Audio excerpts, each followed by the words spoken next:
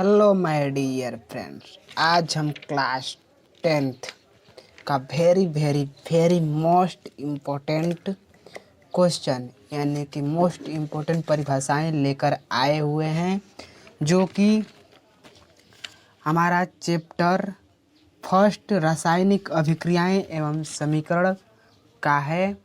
और यह जो क्वेश्चन है बहुत ही ज़्यादा इम्पोर्टेंट होने वाला है, इसलिए आप हमारी इस वीडियो में लास्ट तक बने रहिएगा, जिससे आपको एक नॉलेजवर वीडियो मिले और इससे आप पेपर में एग्ज़ाम में बेटर से बेटर कर सकते हैं।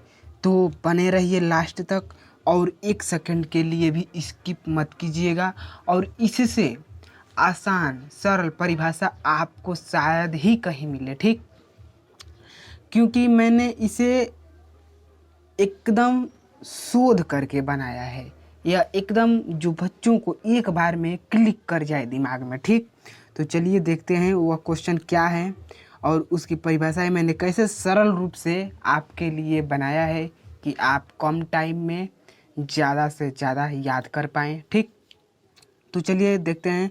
तो हमारा पहला क्वेश्चन है, योगात्मक अभिक्रिया एवं वियोजन अभिक्रिया को परिभाषित कीजिए। देखिए, योगात्मक अभिक्रिया पेपर में एक ही परिभाषा, एक ही अभिक्रिया का दो नाम दे देगा, आप याद किए रहेंगे योगात्मक अभिक्रिया, आप याद किए रहेंगे योगात्मक अभिक्रिया, और दे देगा उसमें संयोजन अभिक्रिया। थोड़ा सोचिए, अगर संयोजन अभिक्रिया याद किए रहेंगे और योगात्मक अभिक्रिया दे देगा तो आप कंफ्यूज हो जाएंगे। इसीलिए आप दो नामों से इसको जानिए, ठीक?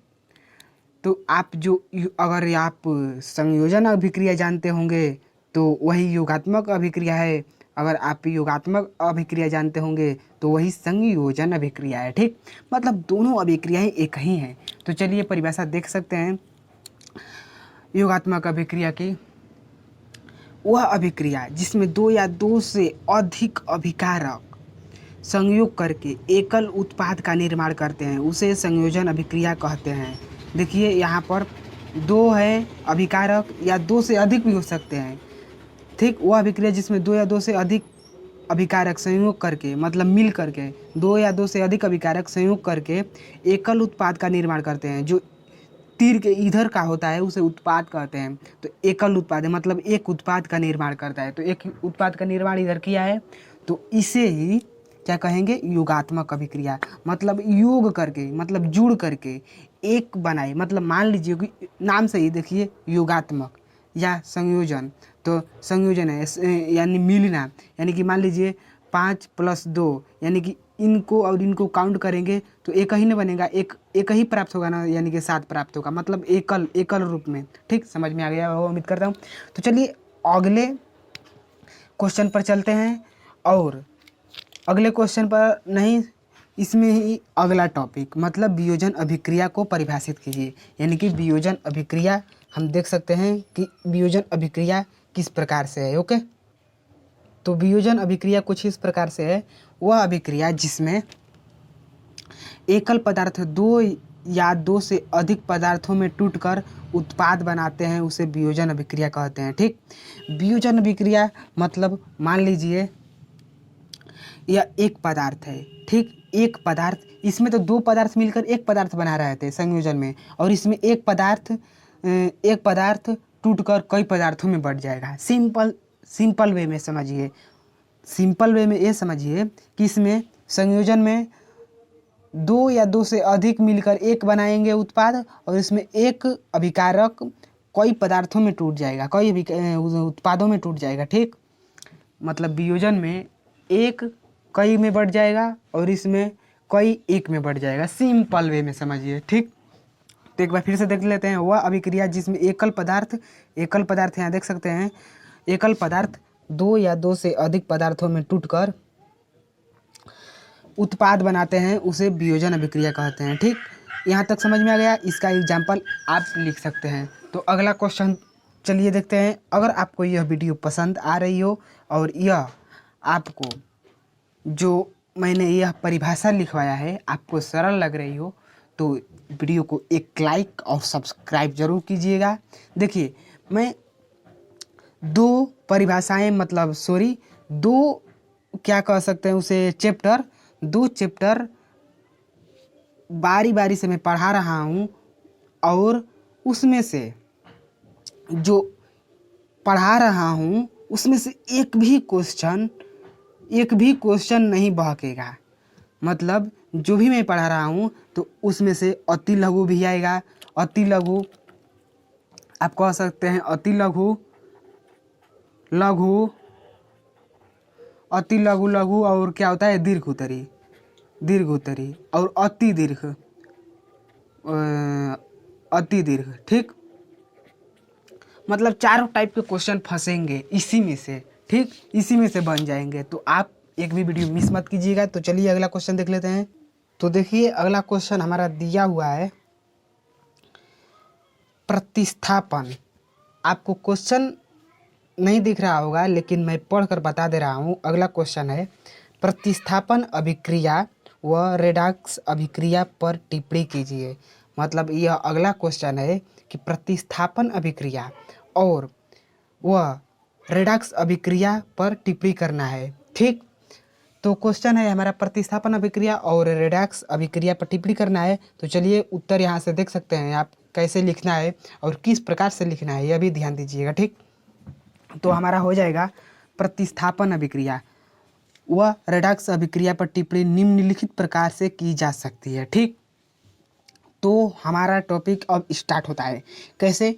तो देखिए, प्रतिस्थापन अभिक्रिया वह अभिक्रिया जिसमें एक तत्व दूसरे तत्व को उसके विलयन से विस्थापित कर देता है उसे विस्थापन अभिक्रिया कहते हैं। देखिए, मैंने शुरू में ही बताया कि एक अभिक्रिया का दो नाम है, इसलिए आप प्रतिस्थापन और विस्थापन दे देगा तो कंफ्यूज मत होना, क्योंकि प्रतिस्थापन और विस्थापन एक ही अभिक्रिया को कहते हैं। ठीक, तो कहीं भी आपको दे दे प्रतिस्थापन या विस्थापन तो एक ही मान लीजिएगा, मैंने बता दिया। ओके, तो अभी इसका एग्जाम्पल देख लेते हैं, क्योंकि आपको मान लीजिए कि परिभाषा से अगर नहीं भी समझ में आया होगा तो उदाहरण से आपको एकदम बढ़िया से समझ में आ जाएगा। वो अभिक्रिया जिसमें मान लीजिए कि अभिक्रिया है जिसमें एक तत्व दूसरे तत्व को, मान लीजिए कि Fe एक तत्व है और Cu एक तत्व है। ठीक, एक तत्व दूसरे तत्व को उसके विलयन से, मान लीजिए कि Cu का यह विलयन है। ठीक, विलयन से विस्थापित कर देता है तो यह तत्व इस तत्व के विलयन, इस तत्व का यह विलयन है से विस्थापित कर देता है। यहाँ आप देख सकते हैं कि जो Fe है Cu को इसके विलयन से विस्थापित कर दिया है, मतलब अलग कर दिया है। यहाँ पर देख सकते हैं Cu अलग हो गया है। तो आप यहाँ कह सकते हैं कि यह विस्थापन अभिक्रिया है। ठीक, आप विस्थापन अभिक्रिया यहाँ कह सकते हैं। ठीक, तो यह विस्थापन अभिक्रिया का एग्जाम्पल हो गया। ठीक, तो फिर से देख सकते हैं वह अभिक्रिया जिसमें एक तत्व दूसरे तत्व को उसके विलयन से विस्थापित कर देता है उसे विस्थापन अभिक्रिया कहते हैं। ठीक, तो यहाँ SO4 से Cu को विस्थापित कर दिया है। यहाँ पर देखिए, ठीक, SO4 + Cu। ठीक, अब आप यहाँ देख सकते हैं रेडॉक्स अभिक्रिया, वह अभिक्रिया जिसमें उपचयन तथा अपचयन दोनों ही अभिक्रियाएं होती है उसे रेडॉक्स अभिक्रिया कहते हैं। मतलब उपचयन और अपचयन अभिक्रिया दोनों प्रकार की अभिक्रियाएं अगर एक ही अभिक्रिया में दोनों अभिक्रियाएं रेडॉक्स और रेडॉक्स अभिक्रिया उसे कहेंगे जब जिस अभिक्रिया में जो कोई भी अभिक्रिया है जिसमें उपचयन और अपचयन दोनों प्रकार की अभिक्रियाएं हो, उपचयन और अपचयन दोनों प्रकार की अभिक्रियाएं अगर एक अभिक्रिया में होंगी तो उसे रेडॉक्स अभिक्रिया कहेंगे। ठीक, तो उसका एग्जाम्पल देख सकते हैं यहाँ पर।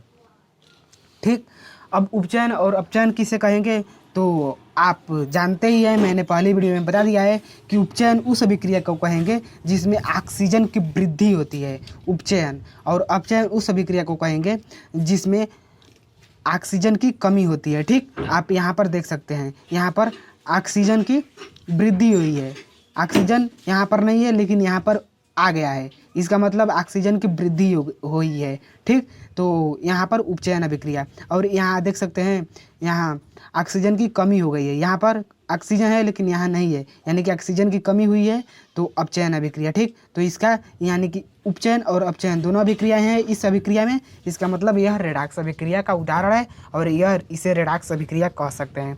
ठीक, तो यह रहे कुछ आज के मोस्ट इम्पोर्टेंट क्वेश्चन। तो अगली वीडियो में नेक्स्ट टॉपिक लाएंगे और एक वीडियो बनाएंगे जिसमें सारे हमारे चैप्टर नंबर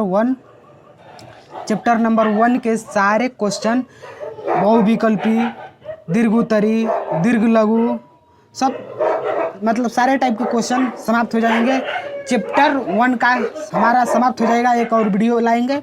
और लाइक शेयर एंड सब्सक्राइब कर दीजिए ताकि जो भी मैं वीडियो अपलोड करूं तो आप सबसे पहले देख सकें और बेटर से बेटर एग्जाम में कर पाएँ। तो भाई पढ़ते रहिए, मस्त रहिए।